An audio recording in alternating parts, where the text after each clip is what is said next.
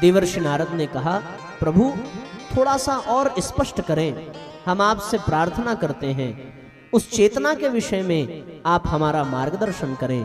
वो चेतना कौन है, किसके जागरण की आप बात करते हैं, और जब आप इस धरती पर अवतार लेंगे तो कौन सी चेतना का संचार करेंगे। तब भगवान विष्णु ने कहा कि हे देवर्षि, इस सृष्टि में सबको ऐसा ही लगता है कि सृष्टि का पालन पोषण हम कर रहे हैं। सबको यही प्रतीत होता है कि सृष्टि का निर्माण चतुर्मुखी ब्रह्मा जी ने किया है। हे देवर्षि, सबको यही प्रतीत होता है कि इस सृष्टि में प्रलय भगवान शंकर ही करते हैं, पर यह वास्तविकता नहीं है। देवर्षि नारद बड़े आश्चर्यचकित हुए। उन्होंने कहा, भगवान, सारी सृष्टि तो यही जानती है कि इस सृष्टि में केवल यही त्रिदेव हैं, इन्हीं के द्वारा सारा सृष्टि का क्रम चल रहा है। ब्रह्मा जी निर्माता हैं, आप जो है पोषण करता हैं, और भगवान शंकर सृष्टि का संहार करते हैं। ब्रह्मा जी कर्ता, आप भरता, और भगवान शंकर हरता। तब भगवान विष्णु ने कहा कि देवर्षि, यही तो अज्ञानता है मनुष्य की। वो सोचता है कि हम ब्रह्मा विष्णु महेश के द्वारा ही ये सृष्टि चल रही है, पर वास्तविकता ये नहीं है।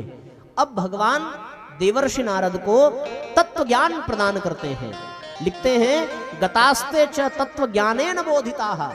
देवर्षि नारद को भगवान ने तत्व ज्ञान प्रदान किया, और वह तत्व ज्ञान जिसके अंतर्गत भगवान ने बताया कि इस सृष्टि का निर्माण, संचालन, पोषण, समापन, ये सब करते हुए हम भले ही दिखाई पड़ रहे हैं, पर हमारे माध्यम से वह दिव्य चेतना ही यह कार्य करती है। हम अगर पोषण करते हैं तो उसी चेतना की शक्ति के द्वारा, ब्रह्मा जी अगर निर्माण करते हैं तो उसी चेतना की शक्ति के द्वारा, भगवान शंकर अगर प्रलय लाते हैं तो उसी चेतना की शक्ति के द्वारा।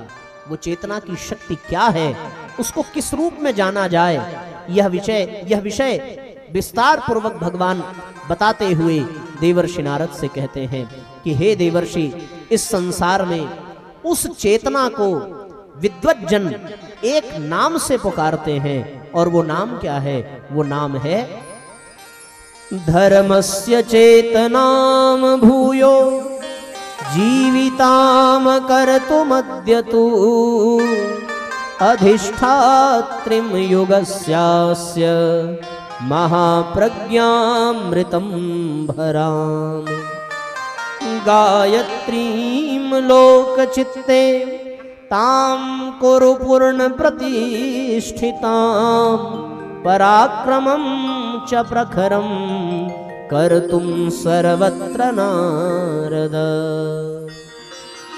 भगवान ने क्या कहा कि धर्मवेत्ता, तत्ववेत्ता उस चेतना को जो जन जन में धर्म का संचार करती है, जिसकी शक्ति से मैं इस संसार का पोषण करता हूं, और जिसकी शक्ति से मैं बार बार इस धरती पर अवतार लेता हूं, जिसकी प्रेरणा से मैं असुरों का संहार करता हूं, और जिनकी प्रेरणा और जिनकी शक्ति से ब्रह्मा जी सृष्टि का बार बार निर्माण करते हैं, और जिनकी शक्ति और जिनकी प्रेरणा से भगवान शंकर सृष्टि का संहार कर देते हैं, उस शक्ति को महाप्रज्ञा, ऋतंभरा और गायत्री के रूप में जाना जाता है। वह गायत्री ही वह दिव्य चेतना है जो संसार के कण कण में विद्यमान है। देवर्षि नारद बिल्कुल हक्के बक्के रह गए। प्रभु, ये तो गजब हो गया, इसके विषय में तो हमने सुना ही नहीं था। हम तो सारी सृष्टि घूम आए और सब जगह केवल यही है, या तो भगवान शंकर की पूजा हो रही है या भगवान विष्णु की पूजा हो रही है। आप दोनों के अतिरिक्त तो कोई अतिरिक्त दिखता ही नहीं है। आप ही देवाधिदेव हैं, महादेव हैं। आप सब देवताओं के भी देवता हैं। आपके ही द्वारा अवतार लेकर के बार बार धरती पर धर्म की, हम तो आपके सिवा कुछ जानते ही नहीं हैं। तो भगवान विष्णु मुस्कुराने लगे, कहने लगे, नारद, तुम जरा अपने दिमाग में एक बात समझो, भला किसी को क्या आवश्यकता है अपने सुख भरी जिंदगी में समस्या मोल लेने की।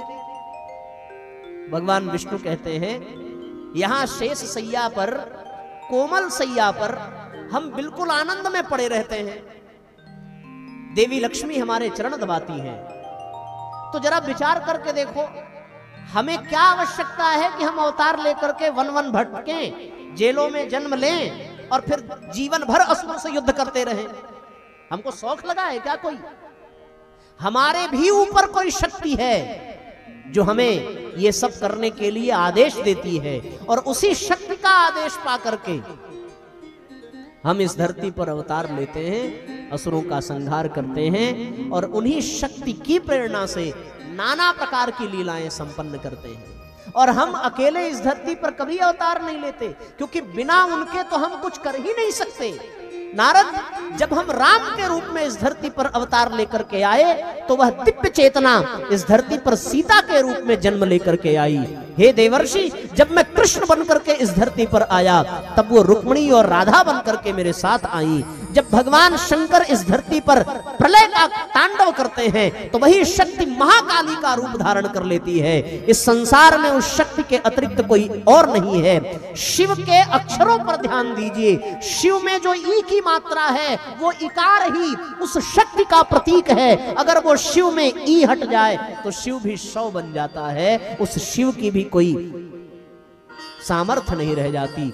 शिव की सामर्थ्य उस शक्ति की वजह से है।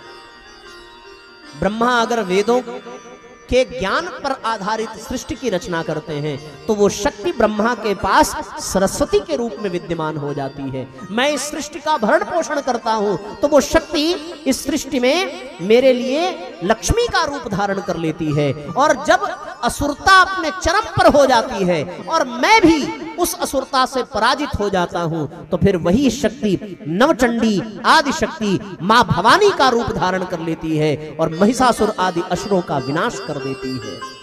इसलिए उस शक्ति के सिवा और कोई इस संसार में दूसरी शक्ति नहीं है।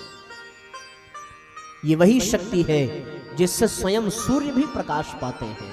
ये वही चेतना है जो हर प्राणी के भीतर विद्यमान है।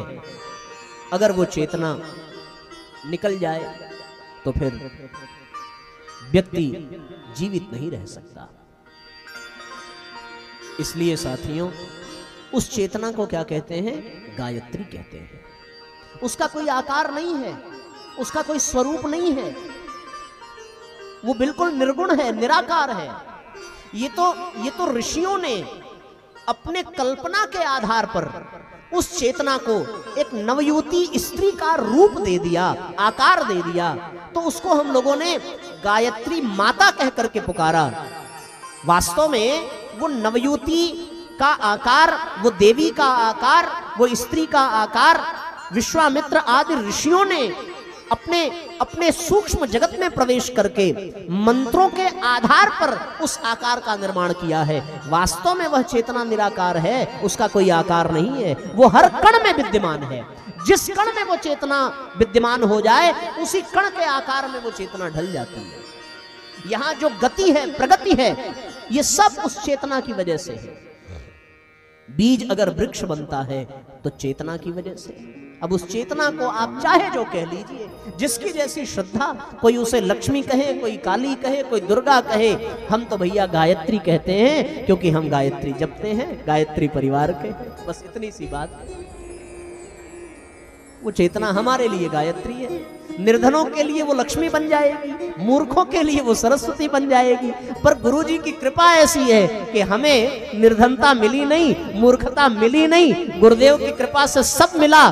तो गुरुजी की कृपा से गायत्री भी मिल गई और अब जीवन की गाड़ी ऐसे आगे बढ़ रही है। हम तो गायत्री के रूप में ही उसको पूजते हैं। वो चेतना गायत्री है। उसी चेतना के आदेश का पालन करने के लिए भगवान कहते हैं, मैं इस धरती पर फिर से 24वीं बार अवतार लेकर के आऊंगा और पुनः धर्म की स्थापना होगी। तो फिर भगवान से देवर्षि ने कहा कि आप आएंगे? तो भगवान ने कहा बिल्कुल आएंगे और हम फिर उसी चेतना को जागृत करेंगे। वो चेतना कुंठित हो गई है। प्रज्ञा सबकी जागृत रहनी चाहिए।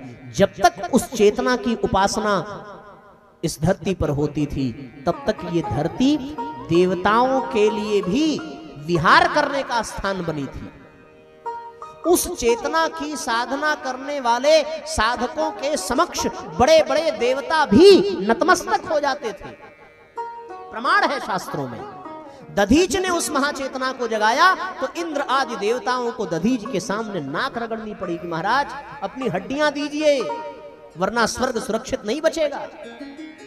ये विशेष बात है साथियों। भगवान विष्णु कहते हैं उस चेतना के बिना इस संसार में धर्म रह नहीं सकता।